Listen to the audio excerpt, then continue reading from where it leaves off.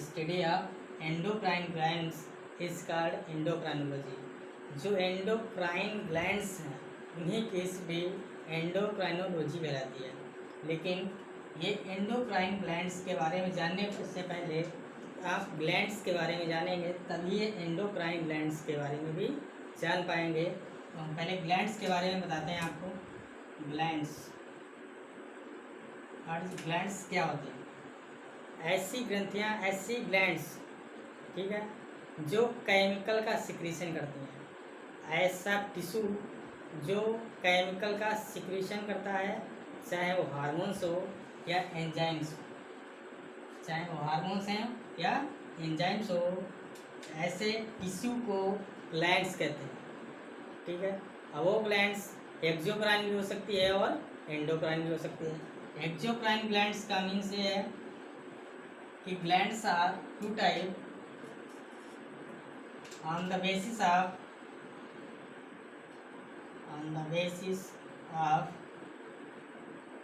transportation of chemicals।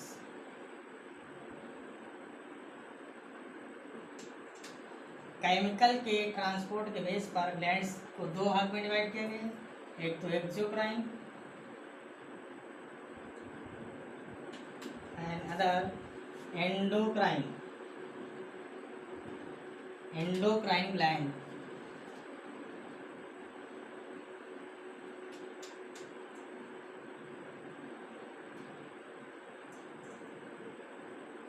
Endocrine glands तो glands क्या हैं? जो केमिकल का सिक्रीशन करेंगी, केमिकल सिक्रेट करेंगी, चाहे वो हार्मोन्स हो या एंजाइम्स हो।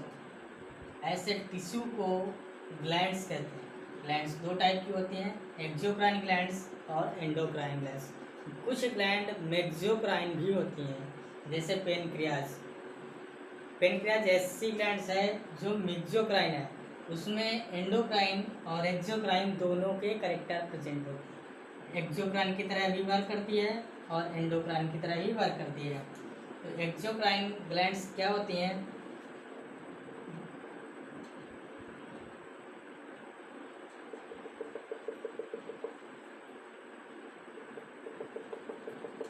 देखो, एक ये सेल है और एक ये भी सेल। ये सेल एक सोर्स की तरह कार्य कर रही है, सोर्स की तरह कार्य करती है, और ये एक सेल टारगेट की तरह कार्य करेगी। मीन्स ये है केमिकल यहाँ से सिक्रीट होगा और टारगेट साइट पर काम करेगा। यहाँ से केमिकल सिक्रीट हुए और टारगेट साइट पे काम करेंगे। तो ग्लैंड से केमिकल सिक्रीट हुए और टारगेट साइट पे काम करेंगे। ठीक है, तो इनका ट्रांसपोर्ट हो रहा है सोर्स से टारगेट तक, सोर्स से टारगेट तक ट्रांसपोर्ट हो रहा है। तो इन ट्रांसपोर्ट हो रहा है, केमिकल्स का ट्रांसपोर्ट हो रहा है, चाहे हार्मोन्स का ट्रांसपोर्ट हो, चाहे एंजाइम्स का ट्रांसपोर्ट हो। लेकिन ये ट्रांसपोर्ट एक सोर्स से जब टारगेट को ट्रांसपोर्ट हो गए तो किसी न किसी कैरियर की ज़रूरत पड़ेगी। अब वो कैरियर्स चाहे ब्लड हो सकता है या लिम्फ हो सकता है या एक डक्ट हो सकती है। जैसे एक पाइप है, इधर से पानी डालो और वो इधर निकल जाता है, तो इसके माध्यम से ट्रांसपोर्ट हो गया। ठीक है, तो ये ट्रांसपोर्ट, इसी ट्रांसपोर्ट के बेस पर ग्लैंड्स दो टाइप के हैं, एक्सोक्राइन और एंडोक्राइन। अगर ये ट्रांसपोर्ट, ठीक है, इस ट्रांसपोर्ट में ये ट्रांसपोर्ट हो रहा है एक डक्ट के थ्रू।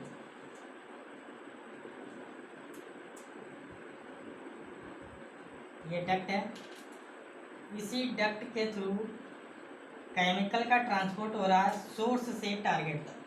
अगर डक्ट के थ्रू हो रहा है तो इसे कहेंगे, ठीक है, डक्ट के थ्रू होगा तो इसे कहेंगे एक्सोक्राइन ग्लैंड। क्या कहेंगे? Exocrine glands. तो एक सोर्स से टारगेट तक एक हार्मोन्स या एंजाइम का ट्रांसपोर्ट होगा। अगर एंजाइम का ट्रांसपोर्ट होगा तो ऐसी ग्लैंड्स को एक्सोक्राइन ग्लैंड कहेंगे, ऐसी ग्लैंड्स को एक्सोक्राइन ग्लैंड्स कहेंगे। अगर कोई डक्ट नहीं है, इसमें से केमिकल सिक्रीट हो रहा है सोर्स से और डायरेक्ट ब्लड में जा रहा है, सोर्स से सिक्रीट हुआ और डायरेक्ट ब्लड में गया, तो इस टाइप की एंडोक्राइन ग्लैंड्स कहलाती है। क्या कहलाएंगी? Endocrine glands. और एक्सोक्राइन ग्लैंड्स सिक्रीट करती हैं एंजाइम, एंजाइम सिक्रीट करेंगी। एंडोक्राइन ग्लैंड्स हार्मोन्स सिक्रीट करती हैं, हार्मोन सिक्रीट करेंगी। एक्सोक्राइन ग्लैंड्स में, ठीक है, एक्सोक्राइन ग्लैंड्स में डक्ट प्रेजेंट होती है, डक्ट प्रेजेंट होगी, और इसमें डक्ट प्रेजेंट नहीं होगी तो इसे क्या कहेंगे? Ductless, ductless gland. तो ये डक्टलेस ग्लैंड है, मतलब इसमें डक्ट प्रेजेंट नहीं है, ये डायरेक्ट ब्लड में सिक्रेट करती है, जबकि एक्सोक्राइन ग्लैंड्स एंजाइम को डायरेक्ट ब्लड में सिक्रेट नहीं करती हैं, क्योंकि एंजाइम क्या होते हैं? एक्टिव या इनएक्टिव टाइप के फॉर्मेशन हो सकता है, या इनएक्टिव के रूप में होगा या एक्टिव के रूप में फॉर्मेशन होता है। अगर टारगेट साइट और सोर्स दोनों एक ही है, टारगेट साइट और सोर्स दोनों एक ही हैं, तब तो एंजाइम एक्टिव टाइप का हो सकता है। अगर सोर्स के थ्रू टारगेट साइट, सोर्स से सिक्रीट होगा, टारगेट साइट तक एंजाइम का ट्रांसपोर्ट होगा, तब डक्ट की ज़रूरत पड़ेगी, तब वो इनएक्टिव टाइप के सिक्रीट होते हैं, ठीक है।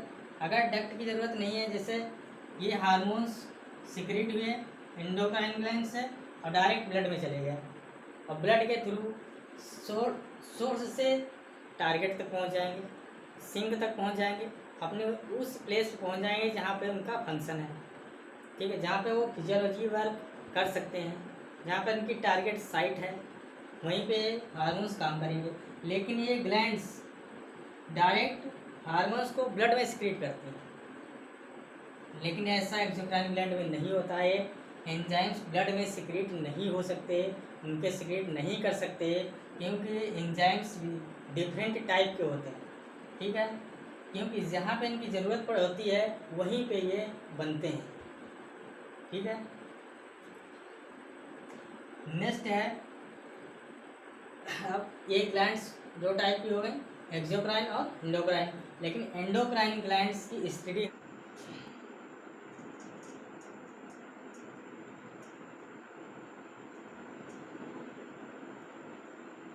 एंडोक्राइन ग्लैंड्स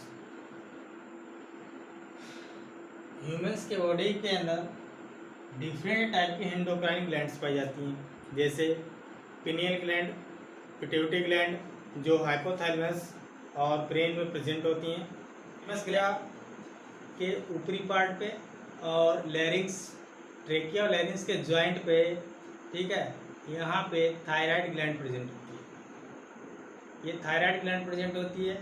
उसी के अंदर 4 थायराइड ग्लैंड के अपोजिट साइड में 4 पैराथायराइड ग्लैंड प्रेजेंट होती है।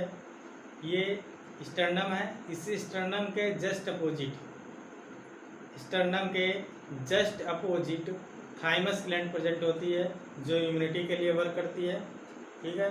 एडिनल ग्लैंड जो किडनी पे, किडनी लेफ्ट और राइट, लेफ्ट साइड में और राइट साइड में दोनों तरफ, ठीक है, दोनों तरफ किडनी पाई जाती हैं। उन्हीं किडनी के अपर पार्ट पे, ऊपरी साइड में ऊपर की तरफ एड्रिनल ग्लैंड पाई जाती हैं।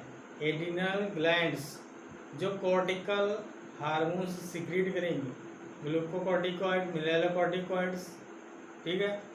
नेक्स्ट है गोनैड्स। गोनैड्स में टेस्टिस ओवरी, 2 टाइप के हार्मोन्स हैं, सॉरी 2 टाइप की ग्लैंड्स हैं, और इन्हीं ग्लैंड से रिप्रोडक्टिव हार्मोन्स सिक्रीट होते हैं, मेल रिप्रोडक्टिव हार्मोन्स और फीमेल रिप्रोडक्टिव। कितने टाइप्स की ग्लैंड्स हो गई? ठीक, पिट्यूटरी हो गई, ठीक है, पिनियल ग्लैंड हो गई, pineal gland, pituitary, pituitary gland हो गई, और next thyroid, thyroid gland, parathyroid,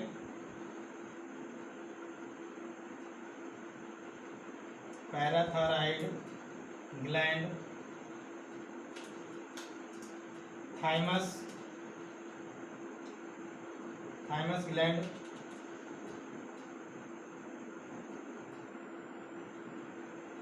adrenal gland, दो होती हैं, लेफ्ट और राइट,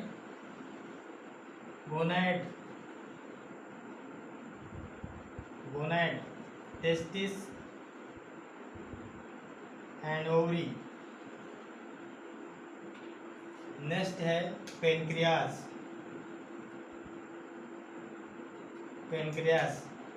और कई सारे गैस्ट्रिक हार्मोन्स भी होते हैं, गैस्ट्रिक ग्लैंड से सिक्रीट होते हैं, वो नेक्स्ट में देखेंगे।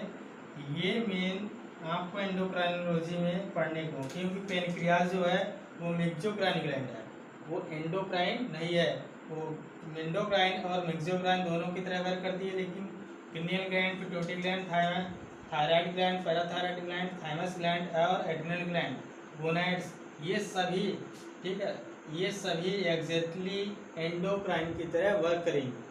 मतलब इनमें जो हार्मोन सिक्रीट होंगे वो डक्टिलियस ग्लैंड हैं ये सभी, और हार्मोन जो सिक्रीट हो डायरेक्ट ब्लड में जाएंगे। ठीक है, अब ध्यान से देखो, ध्यान से सुनो, आराम से समझ में आ जाएगा, कोई दिक्कत नहीं है इसमें।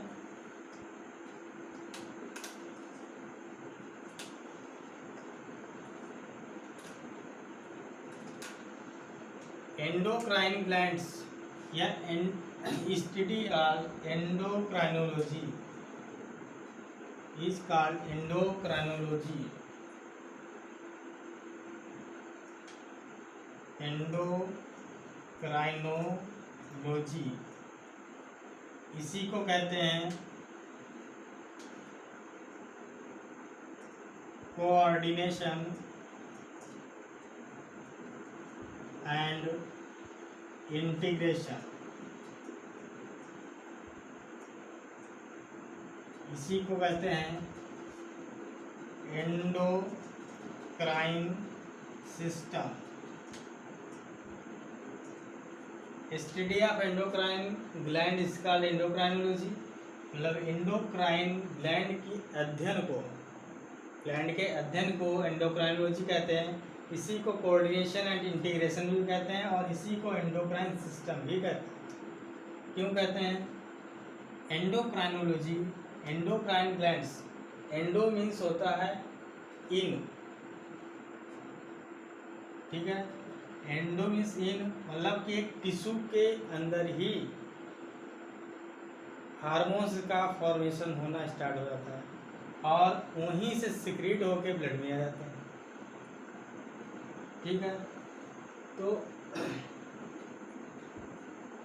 कोऑर्डिनेशन एंड इंटीग्रेशन क्यों कहते हैं? क्योंकि एंडोक्राइनोलॉजी जो है वो केमिकल का मैसेंजर है। एंडोक्राइनोलॉजी है जो केमिकल का मैसेंजर है, ऐसे ही नर्वस सिस्टम भी है, वो इम्पल्स का मैसेंजर है। मतलब उसमें मैसेज जो आएगा, ट्रांसपोर्ट होगा, वो इम्पल्स के रूप में होगा नर्वस सिस्टम में। लेकिन ग्लैंड्स है, एंडोक्राइन ग्लैंड्स, उसमें जो मैसेज आएगा, मैसेज पहुंचेगा, वो केमिकल के फॉर्म में पहुंचेगा, केमिकल के रूप में ट्रांसपोर्ट होगा। ठीक है, तो एंडोक्राइन और नर्वस सिस्टम, एंडोक्राइन सिस्टम और नर्वस सिस्टम दोनों ही एक दूसरे के ऊपर डिपेंड होते हैं, कोऑर्डिनेट होते हैं। मतलब कि अगर एंडोक्राइन सिस्टम बंद हो जाएगा तो कोऑर्डिनेशन नर्वस सिस्टम का भी बंद हो जाएगा, नर्वस सिस्टम भी बंद हो जाएगा। लेकिन अगर नर्वस सिस्टम बंद हो गया तो एंडोक्राइन सिस्टम भी बंद हो जाएगा। मतलब एंडोक्राइन सिस्टम किसकी हेल्प लेगा काम के लिए?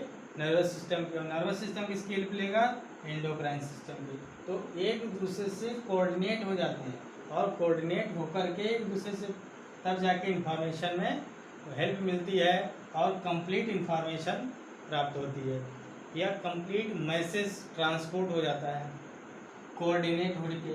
इंटीग्रेशन का मीन्स ये है कि दोनों एक दूसरे के ऊपर डिपेंड है।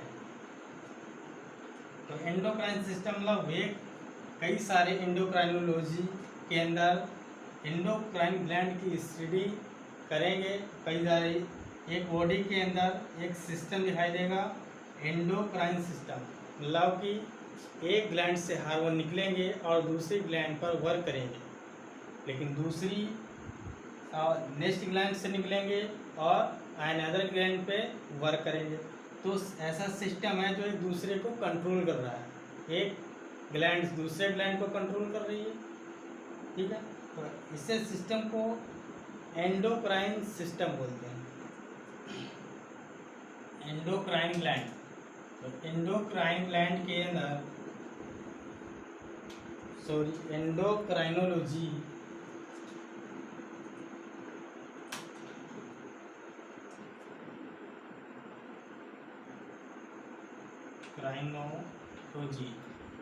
एंडोक्राइनोलॉजी में एंडोक्राइन ग्लैंड एंड हार्मोन्स दो की स्टडी होगी, एंडोक्राइन ग्लैंड की और हार्मोन्स की स्टडी होगी। तो फर्स्ट टाइम में हार्मोन्स के बारे में आपको पढ़ना है और नेक्स्ट में एंडोक्राइन ग्लैंड्स के बारे में पढ़ना है, कौन कौन से एंडोक्राइन ग्लैंड्स हैं, इनकी हिस्टोलॉजी क्या है, फिजियोलॉजी क्या है, स्ट्रक्चर क्या है, ठीक है। हार्मोन्स के बारे में पढ़ेंगे, हार्मोन्स के कैरेक्टर क्या है, इसका केमिकल नेचर क्या है, इसका क्लासिफिकेशन कैसा होता है, एक्शन कैसा होता है, ठीक है, इसके एक्शन कैसे करता है, मतलब कि ये लिपिड के फॉर्मेशन होते हैं तो एक्शन कैसे करेगा, अगर प्रोटीन का फॉर्मेशन है तो कैसे करेगा, स्टेरॉइड का फॉर्मेशन है तो कैसे ये फंक्शन करेगा। तो उसी के बेस पर विभिन्न टाइप के इसके कैरेक्टर और एक्शन पोजीशन के हिसाब से। नेक्स्ट देखो,